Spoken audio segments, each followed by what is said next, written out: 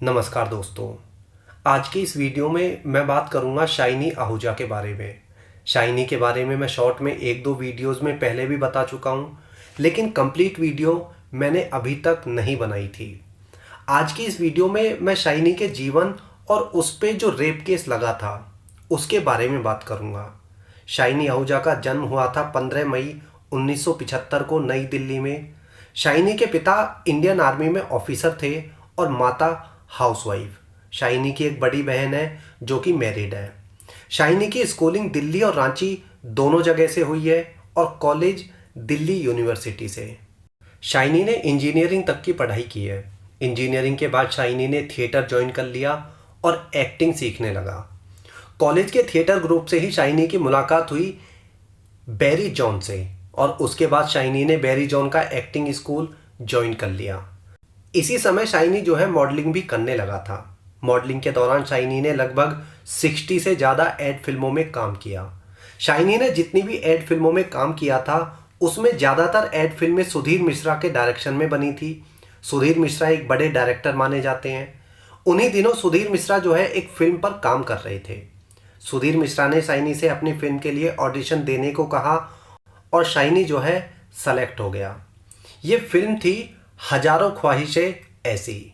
ये फिल्म न सिर्फ सफल फिल्म थी बल्कि इस फिल्म के लिए शाइनी को फिल्म फेयर का बेस्ट मेल डेब्यूट अवार्ड भी मिला था।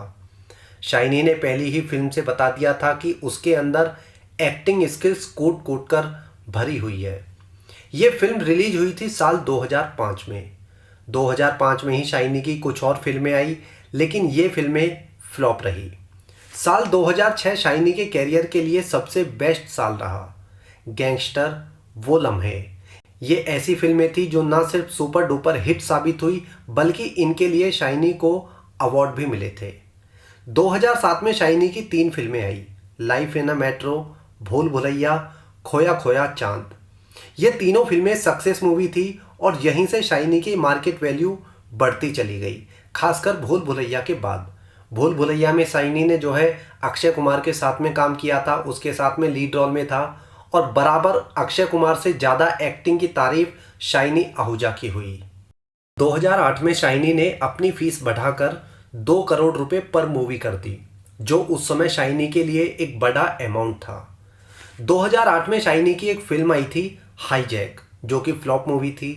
शाइनी अपने कैरियर में अच्छा कर रहा था, वह बड़े बड़े डायरेक्टर के साथ में काम कर रहा था। उसके काम की काफ़ी ज़्यादा तारीफें भी हो रही थी।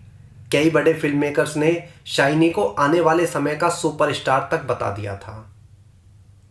लेकिन 15 जून 2009 को अखबार में एक ऐसी खबर छपती है जिससे पूरे देश में चर्चा होने लगी। देश के जाने माने एक्टर शाइनी आहूजा को अपनी नौकरानी के साथ रेप करने के आरोप में गिरफ्तार कर लिया गया है। यह खबर आग की तरह पूरी इंडस्ट्री में फैल गई। नौकरानी के बयान हुए तो नौकरानी ने कहा कि उसके साथ में बलात्कार हुआ है। जिस समय शाइनी को गिरफ्तार किया गया था उस समय शाइनी के हाथ में 8 से 10 फिल्में थी, लेकिन ये सारी फिल्में शाइनी के गिरफ्तार होते ही उनके हाथ से छिन गई। साल 2010 में शाइनी की नौकरानी को एक बार फिर से गवाही देने के लिए बुलाया गया। इस बार नौकरानी अपने बयान से पलट जाती है और बयान देती है कि उसके साथ में शाइनी ने बलात्कार नहीं किया।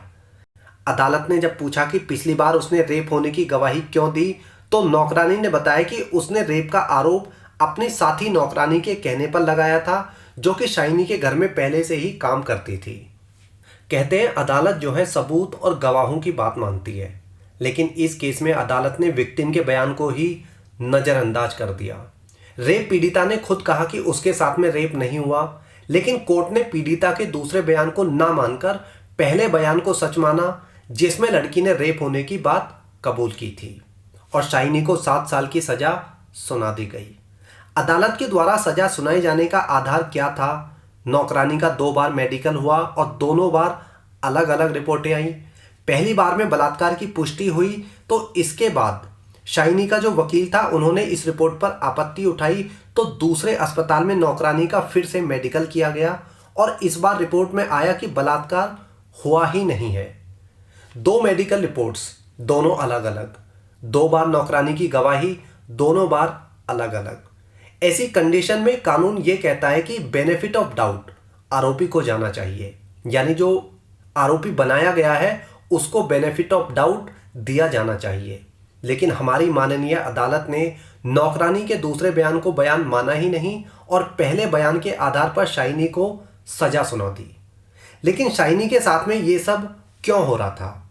शाइनी और अदालत की क्या दुश्मनी थी जो अदालत गवाहों को नज़रअंदाज कर रही थी? दरअसल ये कहानी शुरू होती है साल 2006 से, जब शाइनी की 2-3 फिल्में लगातार सुपरहिट हो गई तो शाइनी को अंडरवर्ल्ड से कॉल आनी शुरू हो गई। ये कॉल एक्सटॉर्शन मनी के लिए थी। शाइनी इंडस्ट्री में नया था तो उसे इस सब के बारे में कुछ नहीं पता था।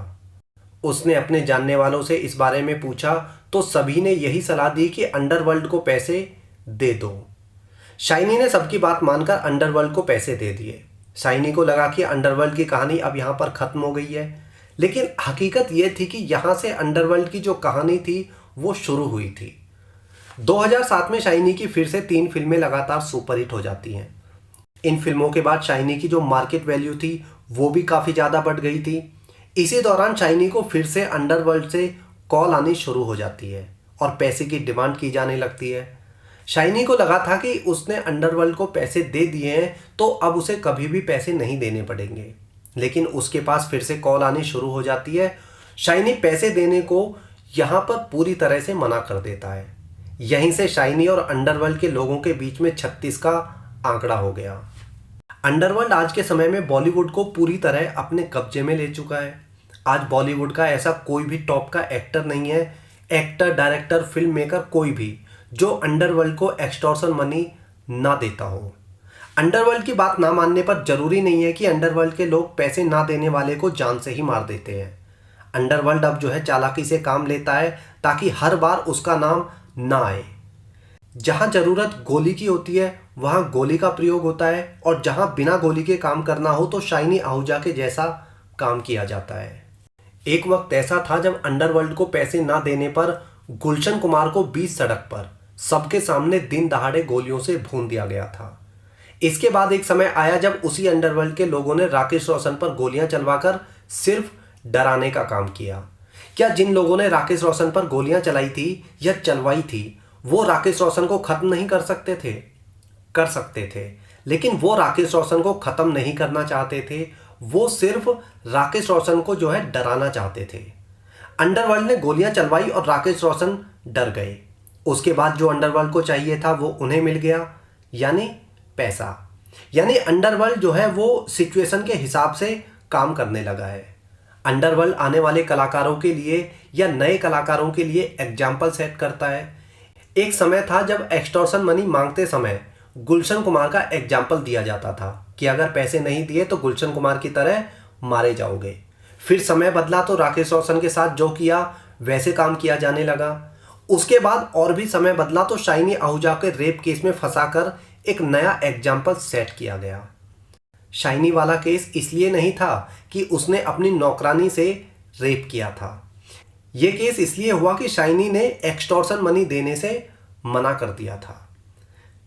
अंडरवर्ल्ड को एग्जाम्पल सेट करना था आने वाले नए कलाकारों के लिए कि कोई भी अंडरवर्ल्ड को पैसे देने से मना ना करे, और अगर पैसे देने से मना करे तो उसे एग्जाम्पल दिया जा सके कि जो शाइनी आहूजा के साथ में किया है, जो गुलशन कुमार के साथ में किया है, वही तुम लोगों का हाल होगा।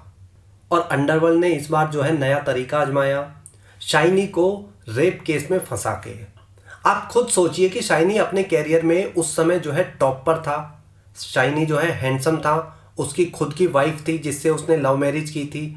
फिर उसे जो है रेप करने की क्या ज़रूरत थी, वो भी अपने घर की मेड के साथ में। ना वो मेड जो है इतनी बहुत ज़्यादा सुंदर थी कि उसके साथ में जो है शाइनी बेकाबू हो गया या उसकी हुस्न के आगे दीवाना हो गया, ऐसा भी कुछ नहीं था। शाइनी इतना हैंडसम था कि वो किसी भी लड़की को प्रपोज करता तो कोई भी लड़की जो है उसको मना नहीं करती। कोई भी लड़की राजी राजी उसकी गर्लफ्रेंड बन जाती, भले ही वो शाइनी जो है मैरिड था। शाइनी के घर में उस मेड के अलावा 3 और मेड काम करती थी। उनके साथ शाइनी ने कभी गलत काम नहीं किया, कभी गलत बिहेव नहीं किया, जबकि 1-2 मेड तो 2-2, 3-3 साल से शाइनी के घर में काम कर रही थी। जिस लड़की ने शाइनी पर आरोप लगाया था, ये लड़की 1.5 महीने पहले ही शाइनी के घर में काम करने आई थी। इस लड़की का जो पिछला रिकॉर्ड था वो भी ठीक नहीं था। पुलिस ने उस रिकॉर्ड को कोर्ट में क्यों दिखाया नहीं, क्यों उस रिकॉर्ड को जो है पीछे छिपा कर रखा। ये लड़की जो है कई घरों में इसे चोरी के इल्जाम में काम से निकाला जा चुका था। फिर इस लड़की पर कैसे भरोसा किया जाए कि ये लड़की कोर्ट में सच्चा बयान दे रही थी। अदालत ने लड़की का मेडिकल तीसरी बार क्यों नहीं कराया, क्योंकि दोनों बार के मेडिकल की रिपोर्ट जो है वो अलग अलग आई थी, तो तीसरी बार जो मेडिकल है वो कराना जरूरी था। लड़की ने जब गवाही दे दी कि उसके साथ में बलात्कार नहीं हुआ, फिर कोर्ट ने शाइनी को किस आधार पर 7 साल की सजा सुना दी। ना गवाह ना सबूत, फिर भी 7 साल की सजा। यह है इस देश का न्याय तंत्र। सारी चीजें पहले दिन से ही फिक्स थी। शाइनी को सजा देना और उसका कैरियर बर्बाद करना ही असली मकसद था, ताकि आने वाले समय के लिए एक उदाहरण सेट किया जा सके। शाइनी जब बेल पर आया तो किसी ने भी उसे दोबारा कमबैक करने में मदद नहीं की। हाँ, 2015 में उसे जरूर एक छोटा सा रोल मिला था, फिल्म का नाम था वेलकम बैक। लेकिन 2011 से 2015 तक उसे किसी भी फिल्म मेकर ने काम नहीं दिया, किसी ने भी उसे सपोर्ट नहीं किया। 2015 से 2021 तक फिर से किसी ने काम नहीं दिया। जबकि शाइनी अकेला ऐसा एक्टर नहीं है जो रेप केस में जेल में गया हो, और भी बहुत सारे एक्टर्स हैं जिन पे इस तरह का इल्ज़ाम लग चुका है। खुद आदित्य पंचोली है जिस पर रेप का आरोप लग चुका है, लेकिन आदित्य को फिल्में मिलनी कभी भी बंद नहीं हुई, ना बॉलीवुड ने उसे बॉयकॉट किया।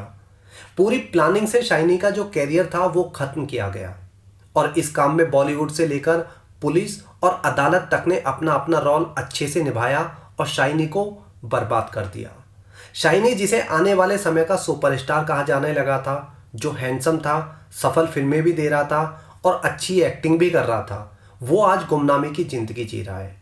शाइनी हमें आने वाली फिल्म एक विलेन के सीक्वल में दिखाई देने वाले हैं। हालांकि वो फाइनल नहीं है, लेकिन कहा जाता है कि वो एक विलेन के सीक्वल में दिखाई देंगे, जो कि 2022 में आने वाली है।